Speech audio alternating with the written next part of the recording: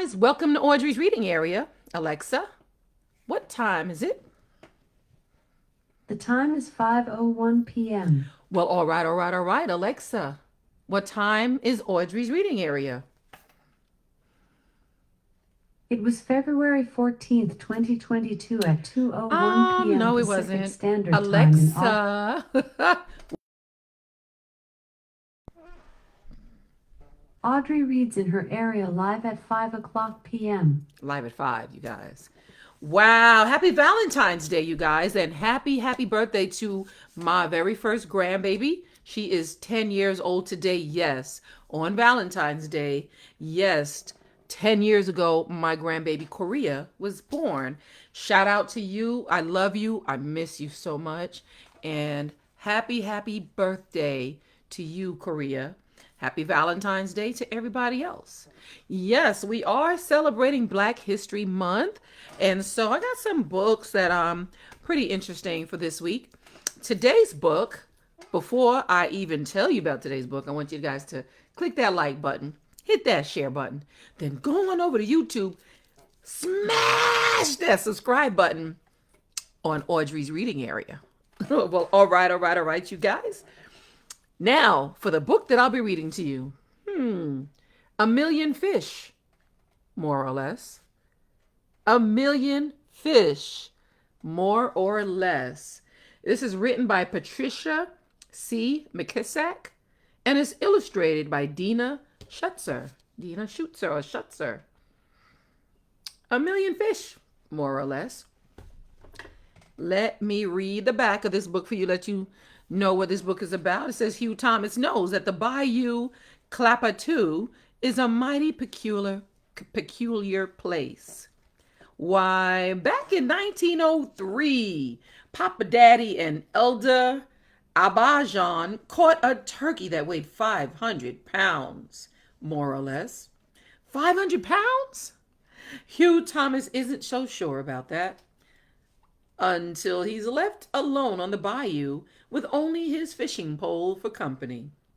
Soon he catches 3 fish and then a million more.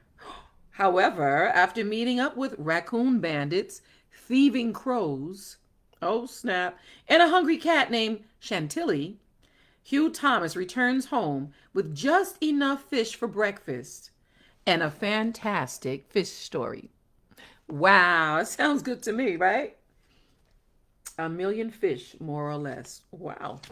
Let's jump right into this book now. Illustrations are cute. They look cute, right? Let's go.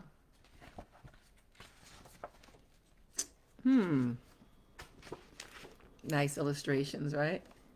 It was early morning on the Bayou Clapatoo, or Trois, or Two. Hugh Thomas had just tossed his line into the water when Papa Daddy and Elder Abajon came rowing out of the gauzy river fog. They were swapping bayou tales, telling stories about the bayou, just like they had for years. Morning to you, Hugh Thomas called as they pulled up along the bank. Papa Daddy started right in. The elder in me was just saying that the Bayou Clapperton is a mighty peculiar place. Mighty peculiar. Take the time back in '03. Me and the elder here caught a wild turkey weighed 500 pounds. Hugh Thomas's eyes filled with wonder. That's a powerful big turkey. Quickly, Elder Abajon took up the story, adding, as we march in that gobbler home, I spied a lantern that had been left by Spanish conquistadors back in the year 1542, and it was still burning. After 350 years, Hugh Thomas exclaimed in amazement. Papa Daddy lowered his voice to a whisper. Just when the elder picked up that lantern, the ground commenced quaking, and the longest, meanest cottonmouth I ever did see raised up. Raised up. The thing had legs and went chasing us. The hounds broke and ran. The hounds broke and run. I got tangled up in the ropes, and that turkey got clean away. With a quick nod, he gave the story back to Elder Abijah. About that time, a swarm of giant mosquitoes attacked.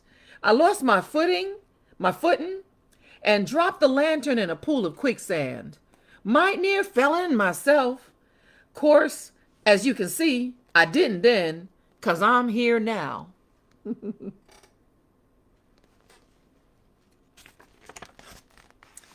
Hugh Thomas studied on what the two old swampers had told him. Then he smiled. Y'all are just funning, right? Did that turkey really weigh 500 pounds? More or less, Papa Daddy answered, snapping his suspenders and winking his eye. And was that lantern really over 350 years old? Give or take a year or two.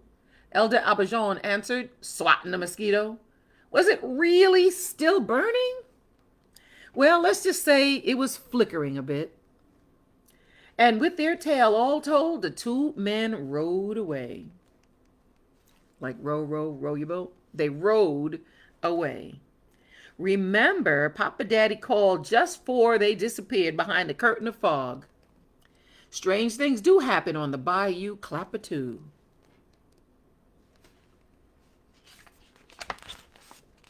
Now Hugh Thomas was alone with only worrisome mosquitoes to keep him company. But it wasn't long before he caught 3 small fish. And in the next half hour, he caught 1,000,000 more. Look at that. 1,000,000 more fish. Big ones, little ones, all sizes. The boy was so excited, he whooped, whoop, whoop with joy.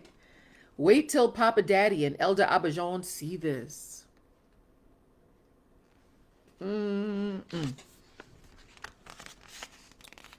Then, loading his magnificent catch on his wagon, he turned to leave.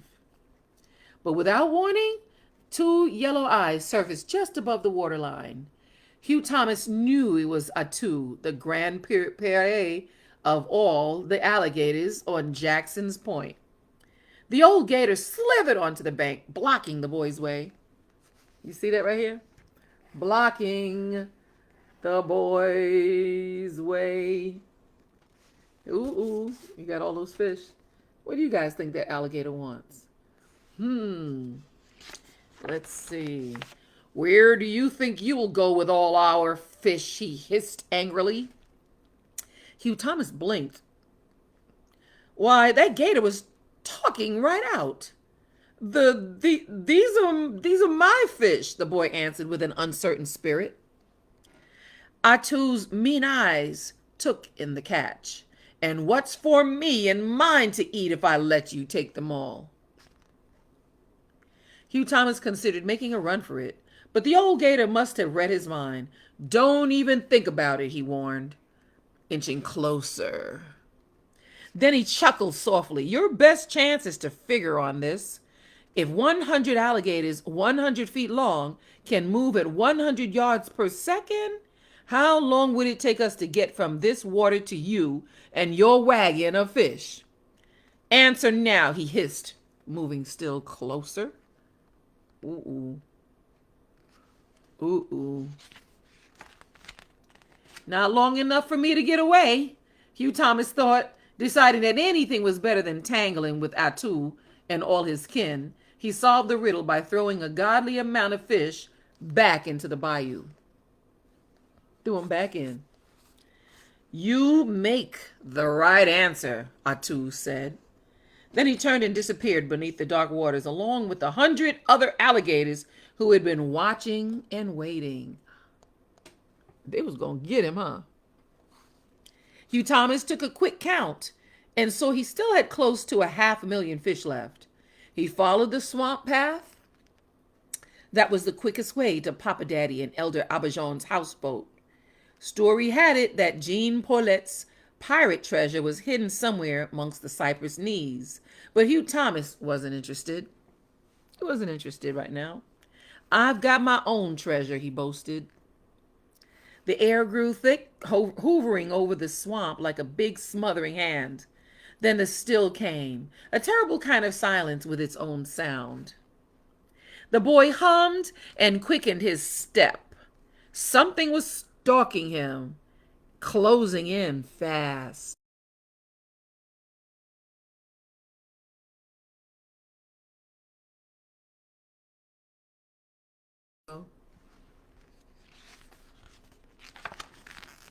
No! Hugh Thomas was suddenly surrounded by an army of raccoons. Raccoons! Led by the most notorious rogue of them all, Mosley. Mosley of all people, of all raccoons. By my leave, shouted the bandit leader. We'll be demanding a toll, little sir, and ye wagging of fish there will do nicely. Wait, Hugh Thomas cried out. That's not fair. Not fair, he says, Mosley scuffed. And what'll be fair to you? Half, maybe. Hugh Thomas couldn't believe he was bargaining with a band of pirate raccoons. Why settle on half, mate, when we can take it all? Wow. Thinking fast, Hugh Thomas suggested, a contest? That's it. We'll have a contest of some kind. Mosley laughed coarsely. Ooh, a contest it'll be. You win, we takes half the catch. I win, we takes it all. Mind you, that's as fair as it'll be getting. The boy agreed, not knowing what to expect. Swords, pistols, wrestling.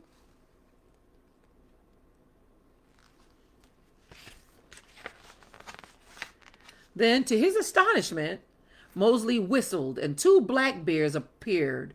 Reaching beneath a huge swamp cabbage, the pirate pulled out a 20-foot snake. We'll skip rope, says I. And so the contest began. The bears turned and Mosley jumped. Hugh Thomas hadn't seen such fancy footwork in all his life. The rascal skipped so hard and so fast he was down in a pit when he finally missed on jump 5,552. His motley crew sent up a loud cheer. Woo! But Hugh Thomas held his own. 1,000, 2,000, 3,000, 4,000, 4,050. Hugh Thomas jumped and jumped 5,000. He was so tired. His legs hurt. But he jumped some more, 5,550. He manages 3 more jumps before missing, but it was enough to win. It was 553. He did one more than the raccoon. 5,553 jumps. Woo-hoo! The bears here turning rope for him, or should I say turning snake. Wow, Mosley was pure outdone. He went to grumbling and mumbling and swearing under his breath. But in the end, he made good his word. It takes me licking, and now I'll be taking me fish. One by one, hundreds of masked bandits marched past the wagon and plucked a juicy treat. Then Mosley found the plumpest fish for himself and beckoned Hugh Thomas to hurry along.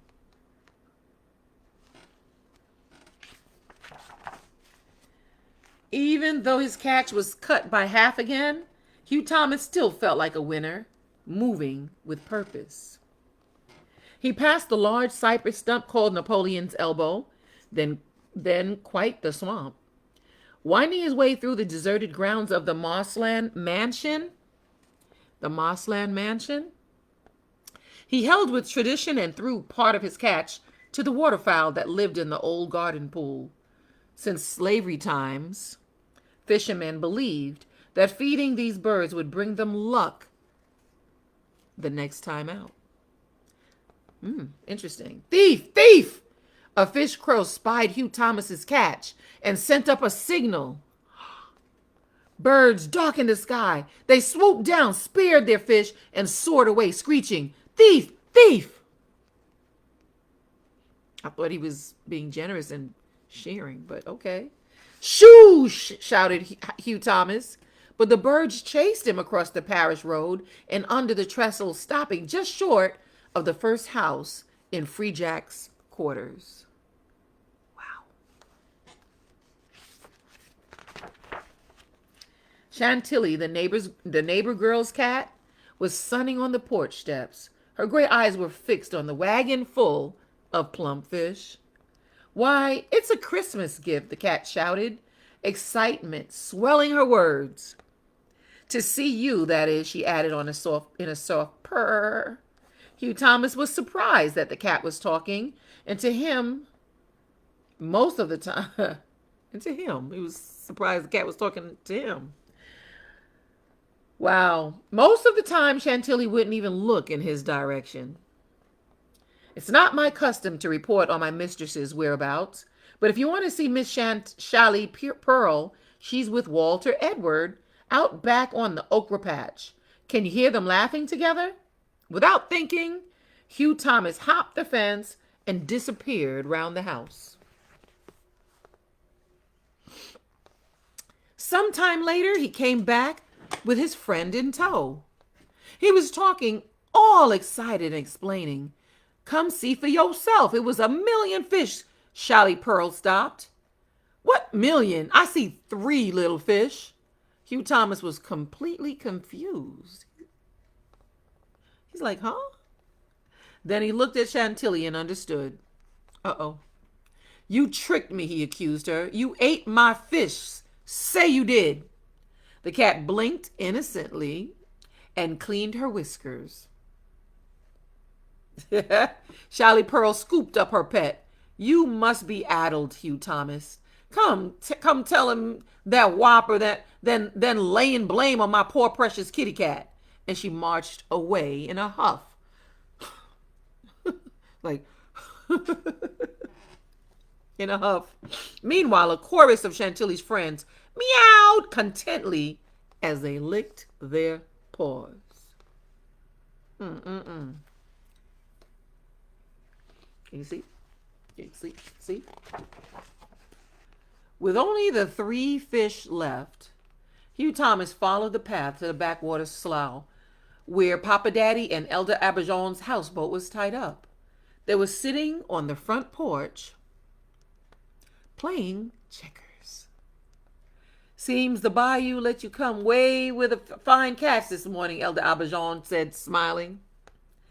"Best luck a fisherman can have is to catch just enough for dinner," Papa Daddy put in. "But I caught 1,000,000 more," the boy boasted. "What happened to him is a long story." Papa Daddy pulled his straw hat down over his eyes. Elder Abijam leaned back in the old cane chair, and both of them propped their feet up on the railing. "So you've learned that the Bayou Clappertoo is a mighty strange place." They say he learned. Yep, mighty strange place. Tell us now, was it really 1,000,000? A smile broke across Hugh Thomas's face, and he winked his eye. "More or less," he answered, and started right in on his tale. More or less. 1,000,000 fish. More or less. Wow. Thank you guys so much for being here and listening to me read fun, exciting books like this. And we know it's multicultural. We're doing Black History Month. So I'm going to try to find all these books that kind of stand out to me. We'll see. 1,000,000 Fish or Less. Written by Patricia C. McKissack. Illustrated by Dena Schutzer. Yes, once again, thank you for being here at Audrey's Reading Area. And thank you for clicking that like button and hitting that share button. And thank you for coming to YouTube and smashing up that subscribe button for me. You guys, come on now. I need some more subscribers. So go ahead and smash that for me. Thank you so much. Shout out to my mom, Beverly, who is here, as always, supporting me and listening to me read. Thank you, Mom, Bev.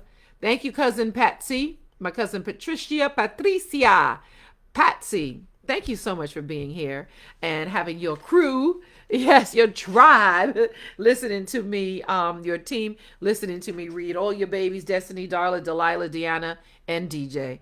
Thank you, thank you, thank you. I love you guys and I appreciate all the love and support, as I do everyone that smashes that subscribe button.